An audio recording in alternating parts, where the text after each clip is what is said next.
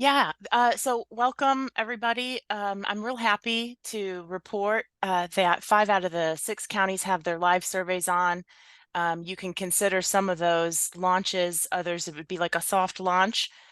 So I'm really happy to report that. And of course, the one remaining county is just nipping at everyone's heels. So that's really a source of pride that I can say that everyone's rolling pretty much now, and we're just probably going to get a little bit of the kinks out of the surveys. And so speaking of changes on the surveys, if you have any last minute changes on any of your surveys and then you go back to your survey and you say, well, why isn't the change showing up? Because I know I told her and she said that the changes were made. Why aren't they showing up on my computer? And the reason is because you'd have to close out that one survey that you had started before I made the change, or exit out of your web browser and launch another web browser, a fresh web browser, and restart a fresh survey, and then you would see all those changes. And so I just kind of wanted to give that as like a public service announcement, so that you all know that there's a sort of a little bit of um, a technical issue there when you're, we're finalizing that survey together, and you want to see that everything looks just right. And so, those 5 out of 6 counties, you have your short URL now, and you should have everything you need. I believe you all have my cell phone number. I consider a countywide survey to be a big deal. So if you have to text me, you can put your name in there with your county name so that I can quickly orient and attempt to fix anything as quickly as possible as folks are getting on your survey, this next few days over the weekend and such, and filling it out, and that they see, the latest and greatest. So that being said, consider that because you have your live surveys now, that your paper version is on deck, and you'll be receiving that in the next few business days, maybe today, maybe tomorrow, that type of thing. Those take a little bit longer just to kind of refine. And of course, if somebody's taking the paper version, it's because they don't have connectivity. So, there's several questions on there we won't need to ask, and it'll be a little bit shorter. And so with that, I'm going to go ahead and pass it back to Bill for today's session, and I'll see you all in your breakouts. Great, thanks, Nancy. Reed, do you want to launch the slides? Great, so today we're going to be talking about creating your broadband vision. And frankly, in my personality, I'm much more into the tactical side than the vision side. I just think you start doing things and good things happen. But over the years, I've really seen the power of this vision statement around your broadband vision, that it really helps to summarize where you want to go with your efforts. And it really helps your team to focus on the issues that are really important to your community. So I encourage you to spend the time on this. And thank you. Next slide. And so why do we do this vision statement? And I think it really helps inform your audience about your technology and network design choices. If your vision is, well, we want broadband as soon as possible, acceptable broadband as soon as possible, then that's going to say, hey, we need to, wireless might be the right technology. Let's find a way to get this done in a hurry. Fiber optics, that gigabit level service that requires multiple years to really accomplish, especially across a large geographic area. And so it's really helps inform your choices and your strategies. It helps you decide which partners are the best fit. And so if your goal is to say, hey, we want to have a partner that's going to deliver a affordable, reliable network with a fully engaged partner in our community, then that's going to help decide which partners actually fit that bill and which other ones might be an excellent provider, but you really never see anyone from the company in your community besides the service truck. And so that that's another thing that helps determine your vision. I think when people, this helps the members of your team. When people are, they're talking to other members of the community, if you have this vision statement, it's pretty easy to rattle off as part of your elevator speech in terms of why you're working on broadband and what you hope to accomplish. And so that this is really a great communication vehicle to your community.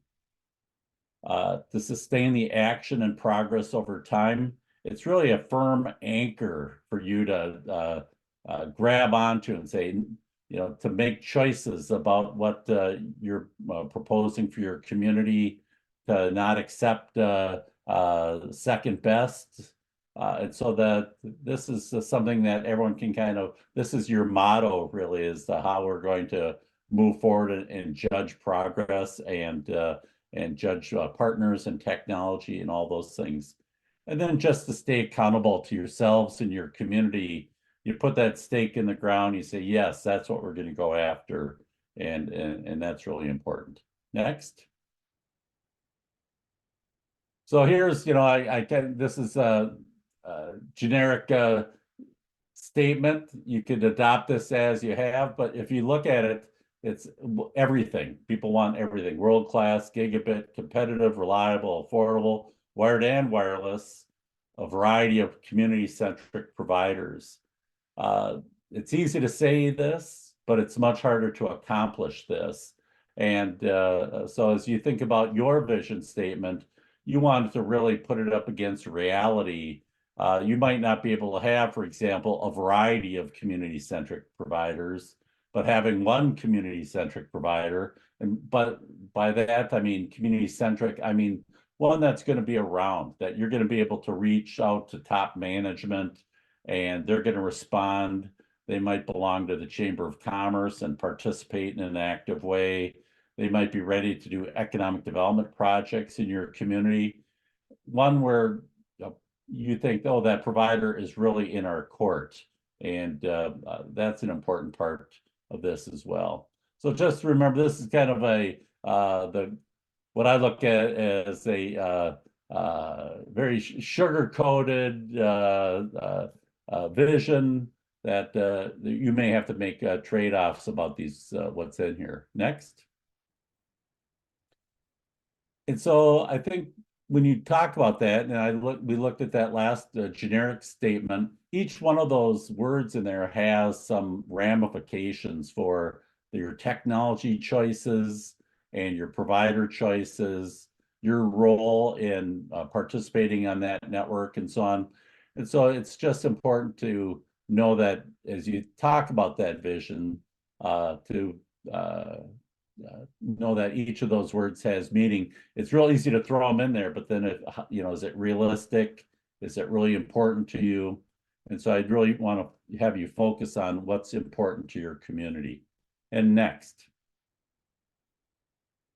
So this just takes time. Know that your vision might change as you go through the process. Don't feel that the vision you start to create today is the one that is going to serve you well as we get into the planning process. As you learn more, you may decide to up your game, make it a more challenging vision as you move forward, or you may have to say, oh, we're going to have to make some choices here and I won't say downgrade, but maybe to a less ambitious vision statement. Next. So we can stop sharing now.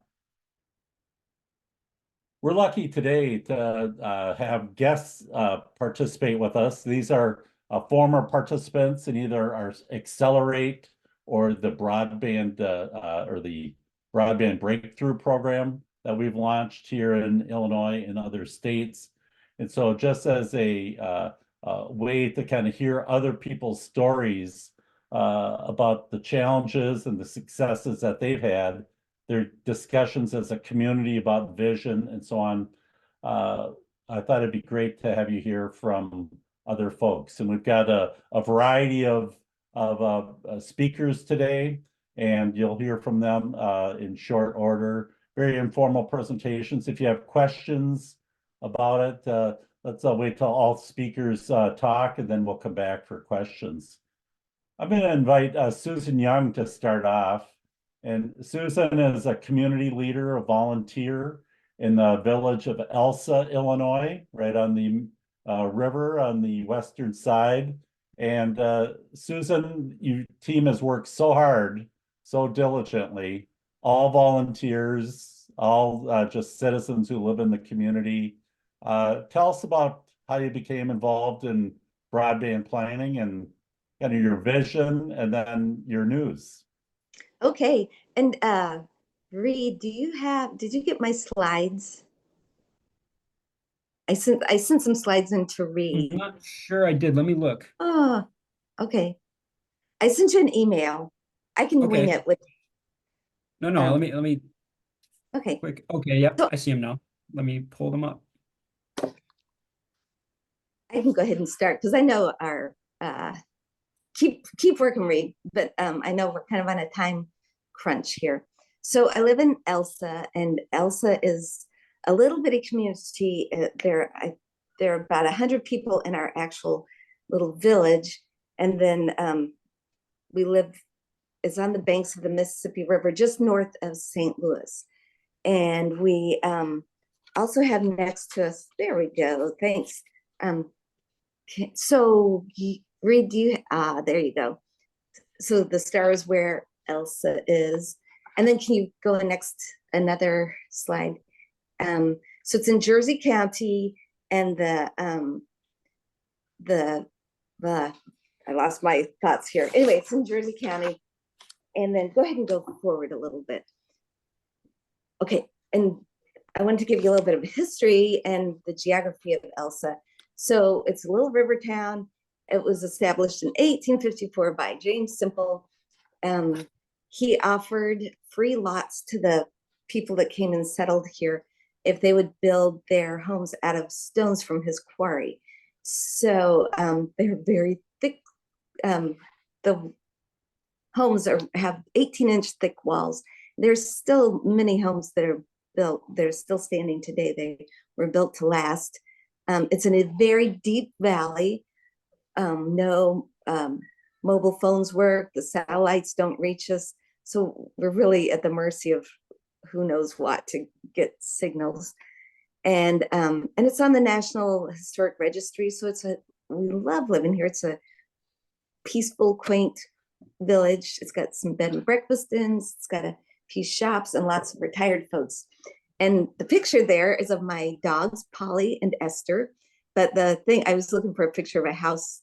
The thing I wanted to point out is behind them is a typical house in Elsa. It's very utilitarian, just a sturdy brick house. Again, cell phones don't penetrate it. Satellite, we can't, it's too deep. We can't get satellite. And so it's kind of a problem. So next, please. Okay, and the history of the internet services. Before 2008, we just had dial-up internet. And then in 2008, a guy came in and tried to build a wireless mesh type thing on a single T1 line. Again, we have, I don't know if I said this, we have about 100 people in the village, about 45 homes working on one T1 line. That just didn't work. In 2009, Grafton Technologies engineered a plan for fiber optic cable. And that name, Grafton Technologies, is important. It's a mom and pop phone company up a few miles from us in Grafton, Illinois. And they spread out to do fiber optics over the last few years. And they're really good. They're a good, solid company. They provide really good service only to Jersey County. But anyway, it was going to be a great thing. They were working on a Department of Agriculture grant to get that. At that same time, Whisper, it's a wireless mesh company, moved in with a more sophisticated wireless than the T1 line. And they, anyway, so they provided us wireless service, which was okay. And that, but Grafton Technologies stepped out, and I should have written in that little note, angrily stepped out. They were just madder than a hornet that Whisper stepped in. But anyway, and they held grudges. They held 15-year grudges against Elsa because they kind of blamed us for that happening. So anyway, fast forward, we went along with this with Whisper. Not all the homes could even got service at all from Whisper. Let's see, and they're also unreliable. That you might be out for 2 minutes, 2 hours, 2 days. It's so unpredictable how reliable it would be. So fast forward to 2020, the world fell apart and people learned that they couldn't go to school or work from home. And there were a lot of people moving out of the village, literally moving out. And as I heard the gentleman earlier talk, houses just weren't selling without internet. It was a problem. So then we, in 2022, we got the Connect Elsa group. That's what we called our group. And we went through, I called it Connect Illinois, it's really Accelerate Illinois, right? But anyway, we went through the program that you're going through, and it helped us a lot. And we expanded, through the process, we got Whisper to upgrade their services. And by the end of that year, every home in the village did have some internet coverage, but the people far away from the tower, their speeds were and still are 10/3. So it really isn't acceptable. And they're much more reliable than they were, but it still isn't terribly reliable. So can you go next, please, Reed? The Connect Elsa vision statement. We worked on this for a while. And anyway, the thing that, well, let me read it to you. To provide reliable and affordable high-speed internet as an essential utility for the community in and around the village of Elsa. By doing so, create equitable educational, economic, health, and well-being opportunities for all. And the bold part of that is in and around, because at first we were just going to work with our own little village. And we, as we did our survey, we learned that we thought that we were the only people in the whole county that were having problems. Well, we learned that every rural place in the whole county was having problems. So can you go to the next one, please, Reed? So this is a little close-up of where we are. You'll see Elsa's on the left-hand side, and I put that in the geographic map because you can kind of see it's a deep valley. There's bluffs at the river, about 500-foot tall bluffs, and the hills around it, and then it's deep, and it's a little valley that goes up. So that's us. Just to give you a little picture of the whole thing, north of us is a little community called Joywood, and they're, with all due respect, it's a lower income community with trailer parks and stuff. Lots of kids trying to go to school live there, and they didn't have internet services. They could get some satellite, but it was expensive. They couldn't afford Starlink at all. To the right of Elsa, that's Principia College, and it's a little private college it's a Christian Science college. Anyway, they have internet service from a combination of AT&T fiber optic and wireless mesh from Whisper. And that's less than a mile from us. Beltrees Road, that's around there, is a subdivision called Joywood. They are similar to us, but they're up on a hill, so a lot of them could get satellite, but then they also have little valleys, a lot of them couldn't. And then if you go further to the right at Lock Haven, that's a little country club, and they Lock Haven's a country club, and they have very nice homes around them. Jason Isringhausen from the Cardinals had a home there for a while. That was our claim to fame in Jersey County. So anyway, it's nice, but they didn't have internet all around us. They didn't have any reliable high-speed internet. And through our survey, through all the process, we also, besides just find this out, we picked up more team members. There's a man from Lock Haven that was enthusiastically jumped on board with us, and they had already organized a little team because a few years back there was a flood and there was a medical emergency, and they also don't have cell phone service or landlines there because AT&T was taking out the landlines, and anyway, it was a disaster. So the community formed a group to try to get phone coverage. It didn't work, but anyway, they're already organized, and they just jumped in with us on the bandwagon and helped us out a lot too. And then in where it says Beltrees, there's Bill, you know Katie Heaton, and she had gone through the program on the east side of St. Louis. She ran a library there, and she anyway, she successfully got internet services to a low-income community.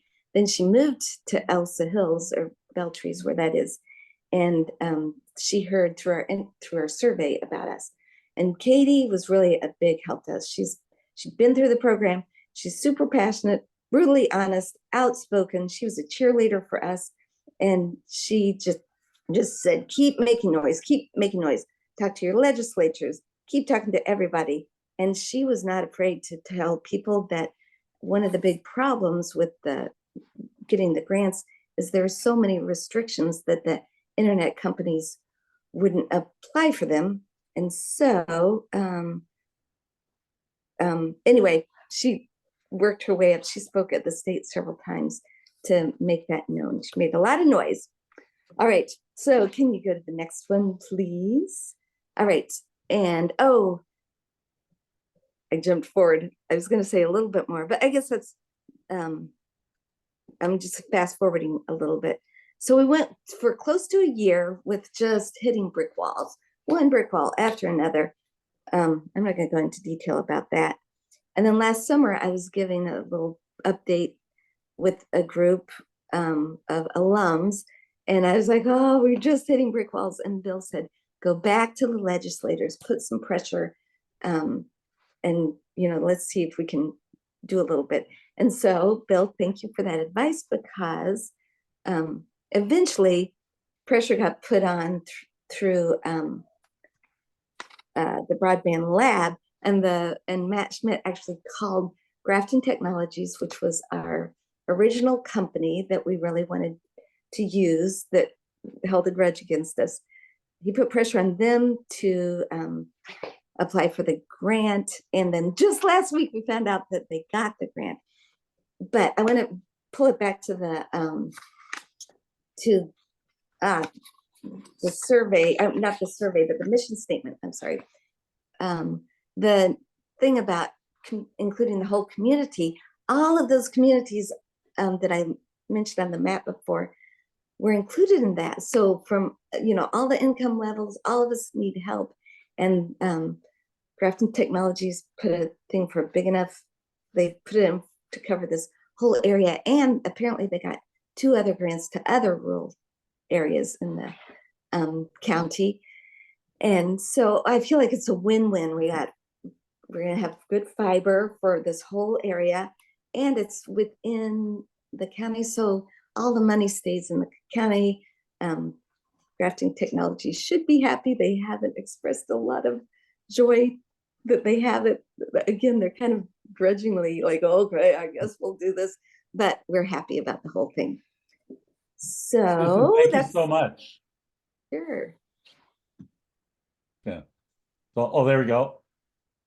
Oh, We'll yeah. just read that. I think we're running on time, so I'm gonna. Oh, sorry about that. guard time, but no, it's super interesting. And so I have to say that when Elsa applied, 100 people in this village, but they had the whole team, and we thought, oh man, that's too small. We thought, man, they showed the right spirit and enterprise, and so Adrienne Furness and I pushed to have them included, in spite of our goal for larger geographies, and they've been super good at the follow through, and I think a great example. So congratulations and thanks for joining us. Oh, thank you. Good. Next up is Pat Nordman from, she's a county commissioner in Ogle County. Welcome, Pat.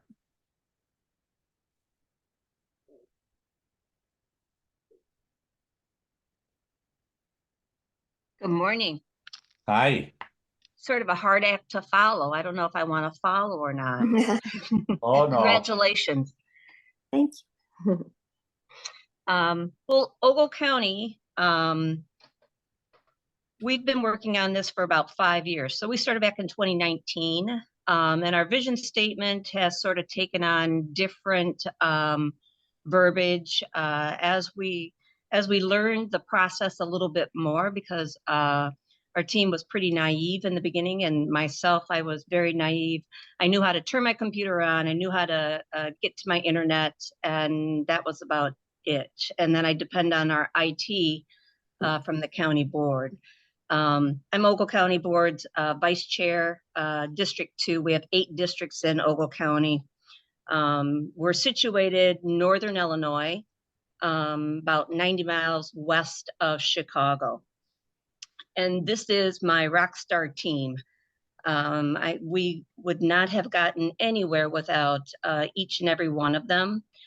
And then we also have some ad hocs that we pull on and off. We started in the boardroom. Basically, what do we do? You know, we knew that we wanted internet. We wanted it now. We wanted it fast, and we wanted everybody to play. We have multiple providers in Ogle County. So there's Comcast, Frontier, Leaf River, which is a dedicated telephone company in one of the towns. And let's see, who else do we have? We have Surf, we have Satellite, Leaf River, Dixon. So we have a multitude of capabilities. We knew none of this, however, at the beginning. Again, we knew how to plug the computer in and turn it on. So who's who in the neighborhood, right? Back to Sesame Street. Who's your people in the neighborhood? And getting them all on the bus, which was just horrendous, because in my naive rural capacity, I'm like, and I'm a medical provider, so I'm a family nurse practitioner. So if you can imagine 45 years of nursing, you have to have team players. And some of our team players didn't want to play at all. They just wanted to have their own little niche, serve their own area, and the heck with anybody else. Ogle County is very fortunate. We have Syndio, which is fiber and cellular or satellite. And they have been good partners to the county all the way through in helping us set up a fiber line for our 911, our cell tower. And they actually just completed our redundancy line. And let's see, let's go to the next slide. So this is one of the great maps that came out of doing working with Shabika and doing the broadband, the accelerate, and the rural program. So Ogle County participated in all of them because we just kept learning and learning and learning. And we also figured out what everyone else was doing. And then we decided, ooh, they're doing that. Let's try that the next time around. So we learned an immense amount through all these programs. And the maps are great. What we learned is the Illinois lab initially, if you remember back in 2020, 2021, they put the maps out, the feds put the maps out, and they were nowhere near what they said they were.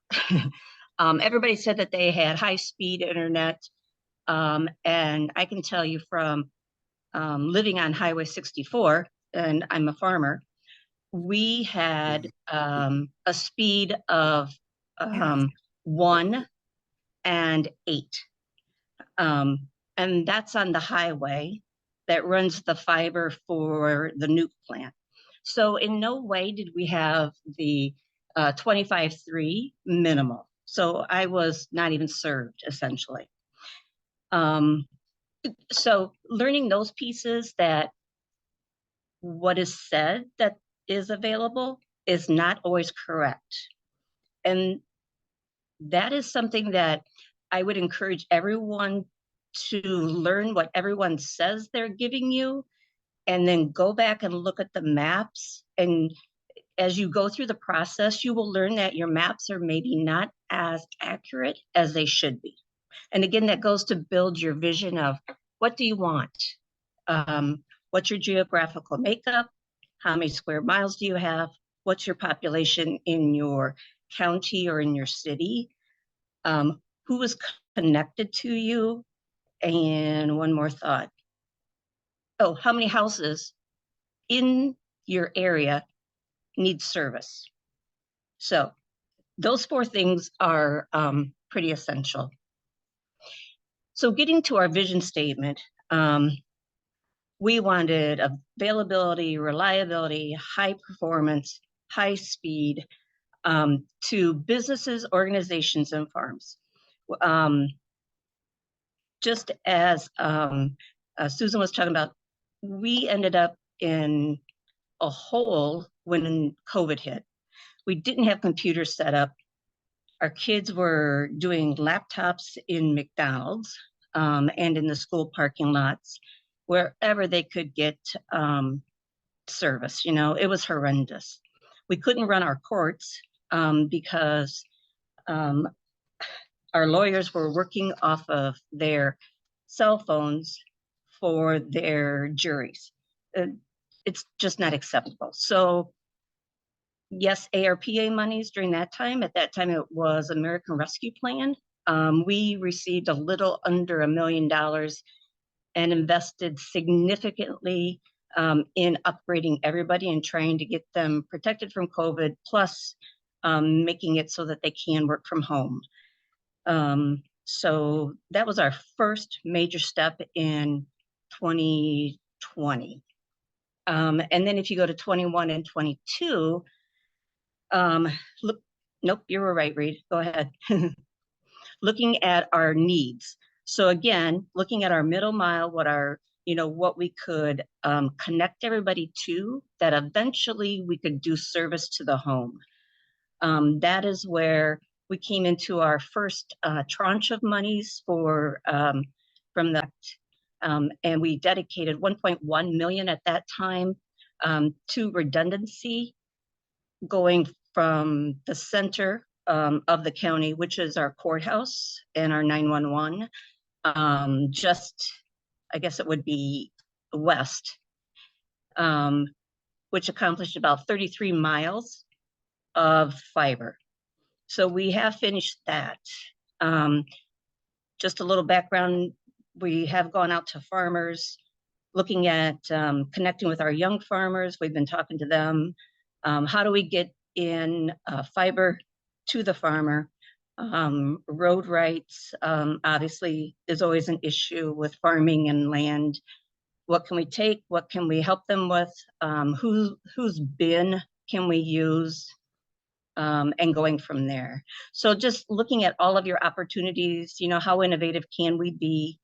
We know that farmers don't do all of their farming in one area. We all have farms that are 5-10 miles apart. So what are their needs? How can they operate their machinery, keep their maps correct, and upload them successfully when they get back to their home base?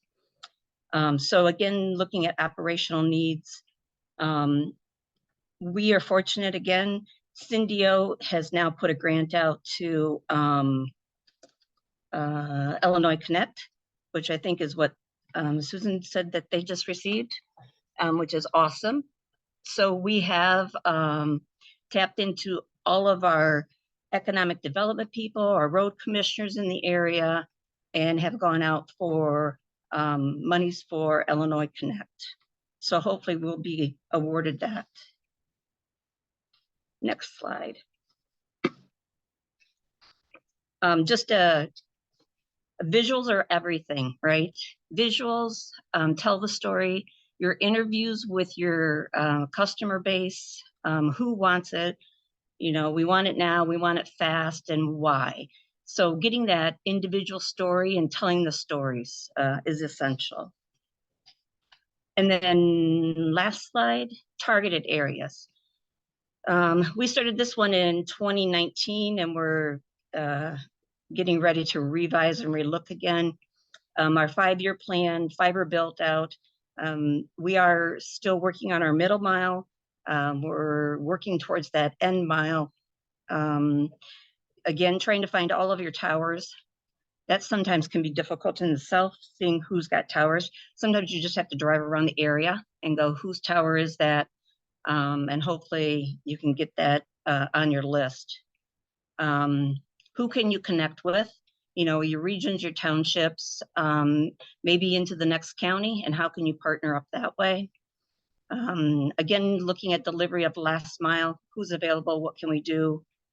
And again, just asking the players, are you ready to participate?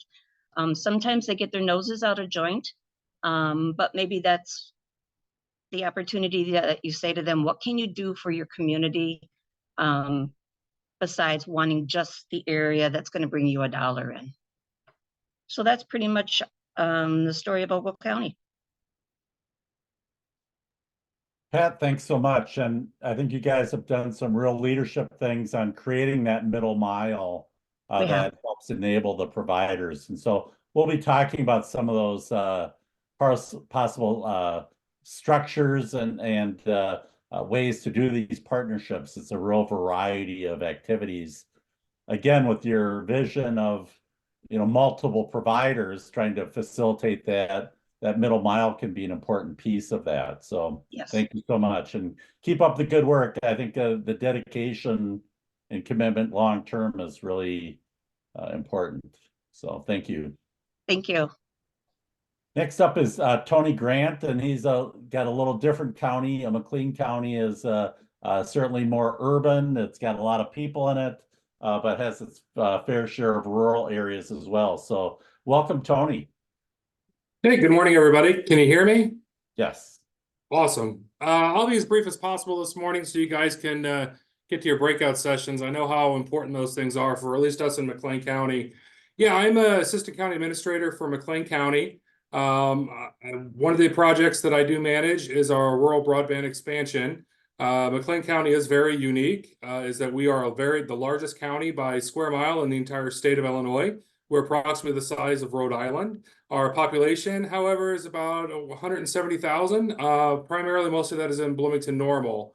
So how our journey started on this is that back in fall of 2022, a number of our rural residents started receiving letters from a company indicating that they can continue to pay for their internet services, but they couldn't guarantee that it was going to exist. People brought that to their board members, which we have 20 members on our county board here in McLean County that are split evenly, 10 Democrats and 10 Republicans. And obviously that was a problem when they brought to their representatives or to the county board members. So they added that to a plank in our legislative agenda in November of 2022. And believe it or not, we got a complete consensus. When do you see 10 Republicans and 10 Democrats agreeing on anything? It was broadband. So a month later, we had the broadband access, or the broadband breakthrough program was presented to us. We applied and took advantage of that. I will fully admit, if you guys are anywhere where I was at your point in this, is that I was swimming in it. I didn't understand. It was drinking through a fire hose. So much information was coming out, but hang in there. It does come together, and it's absolutely worth your while. So as coming out of our broadband breakthrough process, we developed a group that was called Accelerate Access McLean County. We had lots of different members of our group, including the Farm Bureau, Illinois State University that's located in Normal, our Regional Planning Commission, Regional Board of Education, our Economic Development Council, the largest school districts that we have. We have non-for-profits, we have healthcare that was all within our system. And our old goal is that we want to get universal coverage to high-speed internet. And our focus is to get fiber into the ground as much as we possibly can in the coming years. We think that's going to position McLean County competitively for the next century. And that's why our focus is try to get as much fiber into the ground that we possibly can. As we sit right now, we're about 8,000 housing units short within McLean County of what we should have, which we know that's going to drive investment in housing, because that's, as it was already discussed, when it comes to getting a house, one of the first questions that are asked is, where's the internet? That's also for development for commercial and industrial opportunities as well. So with all that said, we knew that we needed to do something, and we got together as a group. We worked and rolled this through several different times in regards to our guiding principles, and it's definitely something that needs to make sure that it conveys to the citizenry what you're striving to do. Internet right now is more of a must-have. It's not a like-to-have any longer. So we've adopted our principle is accelerate access. McLean County strives to expand access for all residents to quality choices for reliable, affordable, and robust high-speed internet services to promote economic prosperity, foster educational opportunities, and improve the quality of life. So this is the guiding principle. Anytime we go into the public and we talk, this is the message that we deliver, is that our goal is to get as much fiber in the ground as possible so that we can be competitive well into the next century. In addition to the fact that we understand that these are quality of life issues. And as most of us know, our rural areas of our counties, and probably yours as well, opportunity is something that we need to encourage, as we see a lot of people leaving those areas for the cities, more urban, because of those services. Even though people can work elsewhere and still live in the rural parts as long as they have high-speed internet. So for us, it's always to keep grinding. Don't give up on the efforts of this. We were actually able to receive a debt grant, which is going to go towards studying a feasibility study that's going to help us determine exactly the best places for us to get the fiber in the ground. We're unique is that we do have 19 different internet service providers across our county. Keep in mind, we are the size of Rhode Island. However, that provides us really unique opportunities or challenges because they've already carved up all the profitable parts of our county. So at this point, it's trying to connect all those together. A lot of moving parts in it, and I'd be happy to talk with anyone on this call or anything along those lines to help support you. With that, I'll turn it back over to you, Bill. I want to be as brief as possible because I know how important these breakout sessions are. So thanks for your time. And again, you're more than welcome. Anyone can reach out to me if you have any questions or want to discuss anything. Thanks, Tony. And I think Tony's done a great job, his team, especially of trying to reach out through the media, newspapers, if some local television news folks in the county, and they've really done, I think, an important part to bring the entire county together across this for this initiative. So great job, Tony. Thanks so much. And certainly. Why don't you say one more thing about that feasibility study? What's your plan for that? Who have you hired? What's the timing on that for you? Yeah, absolutely. We just had our kickoff meeting for our feasibility study actually on Monday of this week. We ended up going out looking, and we found 3 companies that were identified as potential the best in business. CCG was one of them, which is Doug Dawson. I think you guys will end up meeting him later on in this class. Another one was Finley Engineering, and I forget what the third is off the top of my head, but what we were able to secure is a feasibility study with both of those two. So what they're going to be doing is studying the current state of our internet here, helping us find where the gaps are, making sure that the maps, which we all know the B Challenge process is getting ready to kick off, and we're getting ready to have another media outreach campaign to raise awareness of that. And what they're going to do is help us find where those holes are, get us real numbers that we have that are going to be usable for us to make sure that we're maximizing any funding opportunities that are coming as part of the BEAD and any other funds that are out there. Again, all of our county's been carved up. The profitable areas are being served by the big ones that you can think of when it comes to internet service providers. And our feasibility study is going to kind of connect all those dots, give us a true boots on the ground perspective, and confirm the data that they've said is available for our rural parts is actually available. So that's kind of what we're looking for. And coming out of that, timeline on that, they said 3 to 4 months, maybe 5 to get the full final report. We should be getting some of the data pieces out within probably 60 days is what it sounded like. That'll help informing us and making our decisions. And then our next step, as you guys all know, and I don't recall if you talked about it yet, easements and right-of-way issues.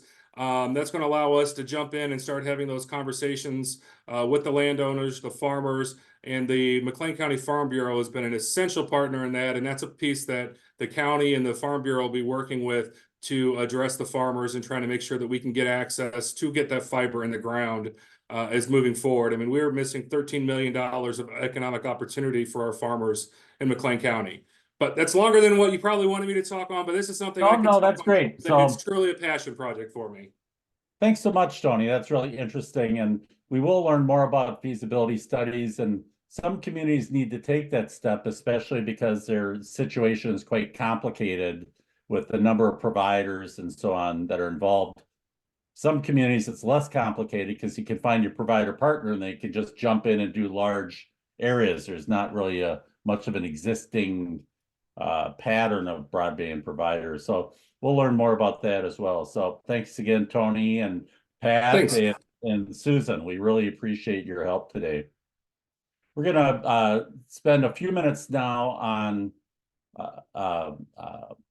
broadband provider interviews. And this is a really an important part of the process. I know it's one more big information gathering task that has to take place kind of in conjunction with the community survey that can feel a little overwhelming, but I'd encourage you to try and move forward on this and as soon as you can, with as much gusto as you can. So let's go to the next slide.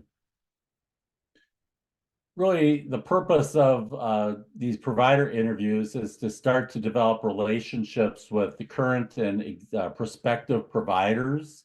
One of our folks that does a lot of presentations for us from Vantage Point, which is another consulting firm, they talked about the power of coffee and a ham sandwich on broadband.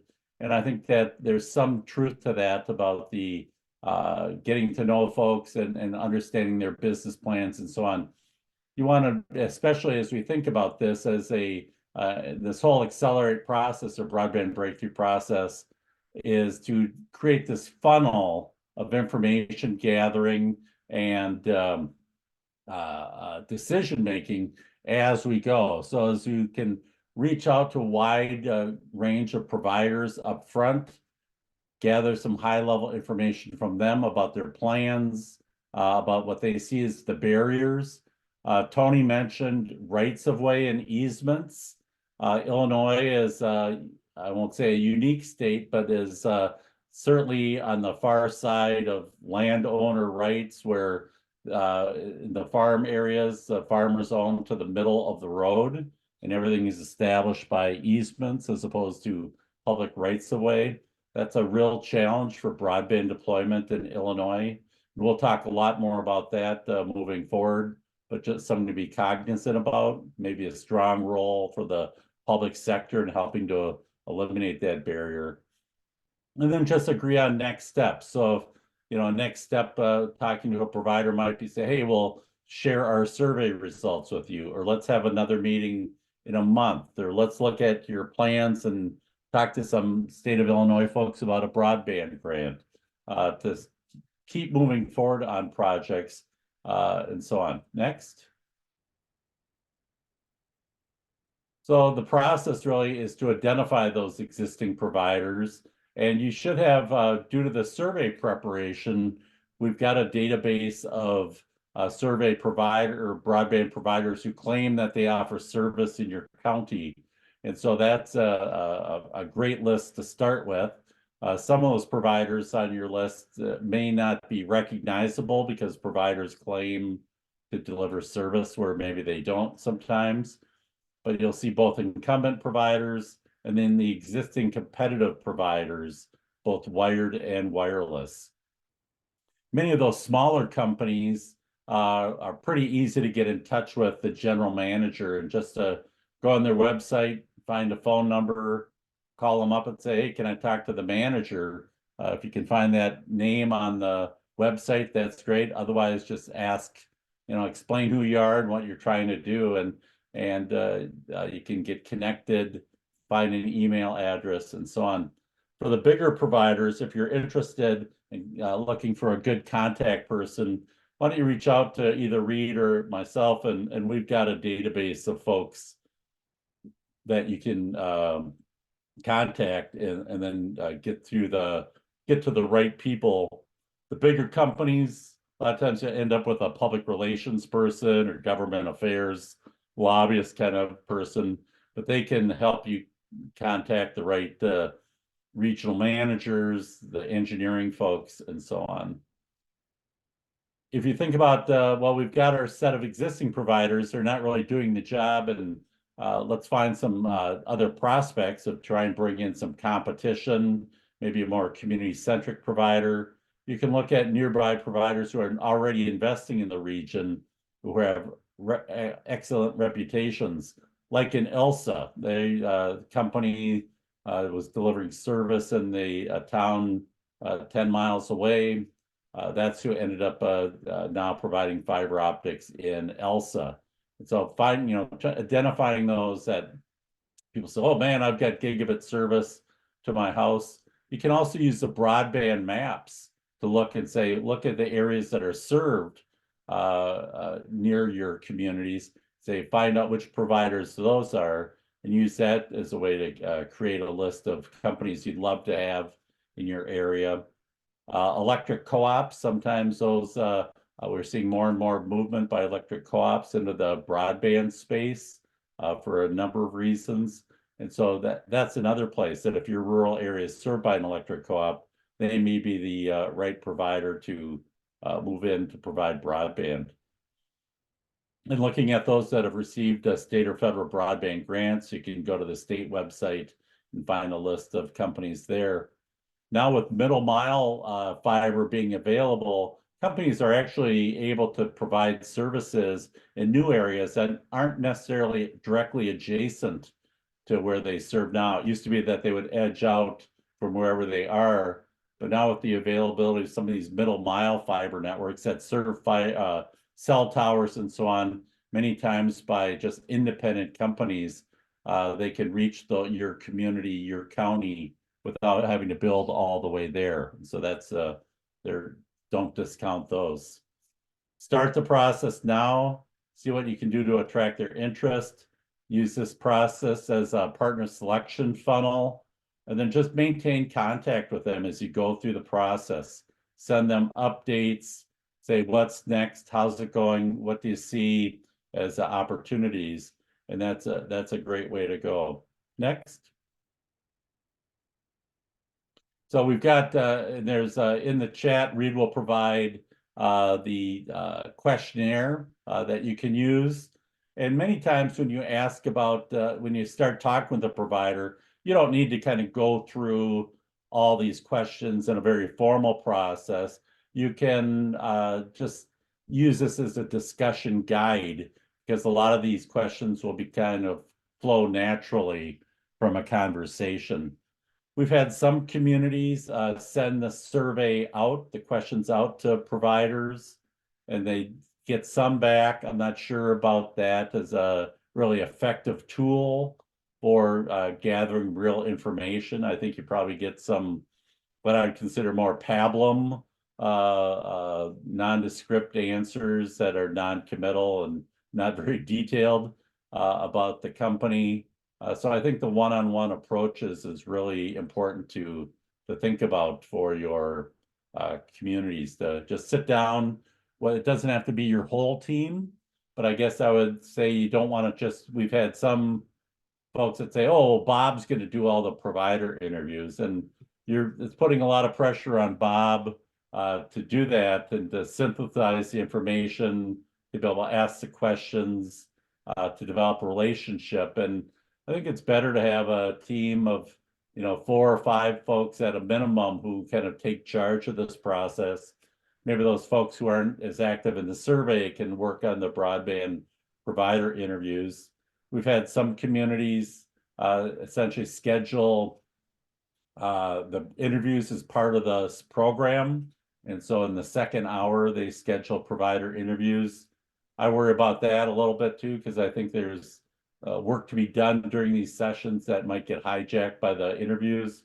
Plus, if you only meet with one provider a week, that you have 5 or 6 provider interviews, that's taking a long time to harvest that information. So I encourage you to get busy on this and try and get a group of folks that are really dedicated to establishing these relationships. Next. And so we've got the You can see this information. I've already really talked about that and so on. So we've got this provider guide. You can see the document there. And again, this is just something to sit and take notes with as we go. So with that, I'm going to close. I think we can stop sharing the screen. You can see in the chat there's a vision worksheet, and I encourage you to spend some time on that this morning just as a start to begin to have that conversation, and then spend some time thinking about, okay, how's our survey effort going? What are the key tasks to continue on that and to promote? With the surveys launched, we know that active marketing of that. I know Nancy's giving you guys a guide to how to market that and steps to push that through your community.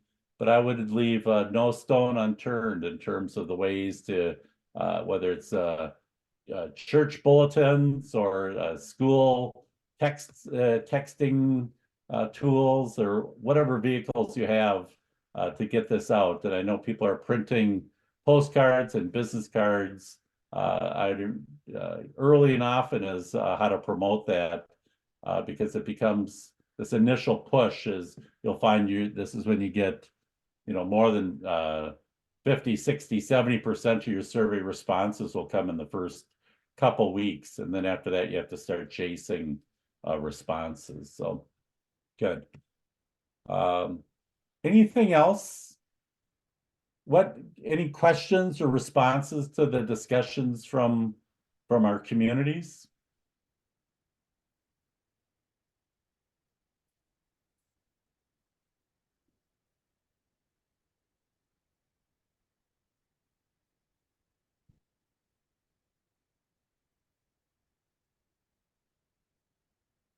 Don't be shy. Bill, I have a question. Mike Rockley from Clinton County. So, like dealing with providers, in our areas with the lake running through a big part of our areas that are uncovered. So you have two sides of that. So in this process, it's not, is it viable to deal with more than one provider?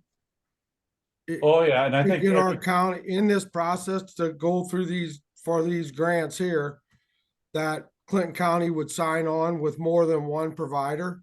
yes, absolutely. And so I think that's I have to say that in the early days of community broadband planning, the idea of doing a countywide project with one provider was more common. But the fact now that a lot of these providers have already received some dollars to expand their footprints to improve service, kind of lock them in a little more to a certain geography. And so you should really, as you look at your providers, see, well, who's most likely to expand in an area. And that's certainly the folks who are already there to improve their service, or those who are directly adjacent to expand their service. That's the approach that generally happens. If you have large areas of unserved, you're more open to try and bring in somebody new to do a large geographic area. But I think more and more we're going to be seeing very narrowly targeted investments in more limited geography. So a variety of providers. So yeah, I would definitely reach out to those. If you have one provider kind of on each side of the lake, say, hey, look at, how do we help you expand and improve service on your side of the border? But then don't be afraid to ask them about expanding on the other side of the lake. Or you may find that, and I'm not sure which direction your lake runs, but let's just say on the west side of the lake, who's directly west of the providers who's west of the lake, and bring that provider in. I understand how these waters can be real barriers to broadband expansion. If there's no bridge to get across, or if people have to go a long way around, it may be more likely that somebody adjacent to that unserved area who's not there now is your more likely candidate. So I think at this point, it's really important to cast a broad net to see who might be interested in our community, and better to make the phone call and talk to them a little bit and And I won't say don't take no for an answer, but I say really encourage providers to be open-minded about the possibilities in your area. You're explaining the work you're doing, building your community consensus, gathering your data from the surveys that you tell them you'll be willing to share later on in the process. I would not start sharing data with them, especially person-specific data, until you're much closer to some kind of prospective partnership, but letting them know that the efforts you're undertaking and that you're there to be a good partner to them. It's really an economic development effort where you're trying to attract this investment into your community, whether that's a grocery store or a manufacturer or movie theater. Say, hey, we're here to make life easy for you. Please come to our community and start to build the evidence that they can make the case. But building the evidence, I think, is some of it's dependent on what they need to know. And so they may be pretty familiar with your community, maybe not. And so you may have to start to recruit them as a provider, get them to really open up their minds and consider your community. Great question. Thank you.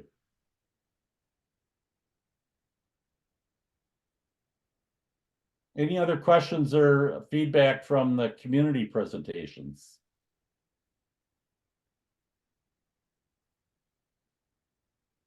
Good. Well, if not, I have go one ahead, question. Vicki. So is at some point with these providers, do you ask them for what in banking treasury management used to be called a request for a proposal? That you sent out a form and you got the proposals back from each, so you could compare them and decide who to go with? You know, that's what some communities do that, you know, it's a lot of times we see communities doing kind of blind RFPs where they just send out this, oh, we wanted to partner with somebody and we're a great place to do business and we're interested in your proposals about how it might work. I think you get, and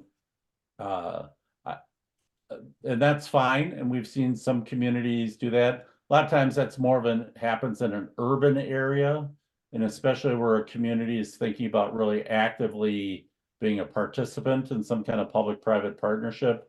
They may have a existing fiber backbone around their community that they're willing to share, or they want to play some part in that. I think more times we see people going through this funnel where they're really trying to say, you know, you could do the RFP, I think, if you have resources to bring to a provider. I think it's less powerful if you just say, please come and consider our community for expansion. Okay. So by going through this interviewing process, you're really sorting out through that process of who you might want to partner with. And especially now in an effort to partner with them to get these federal funds that are coming from the state. I think that this more negotiated process is important.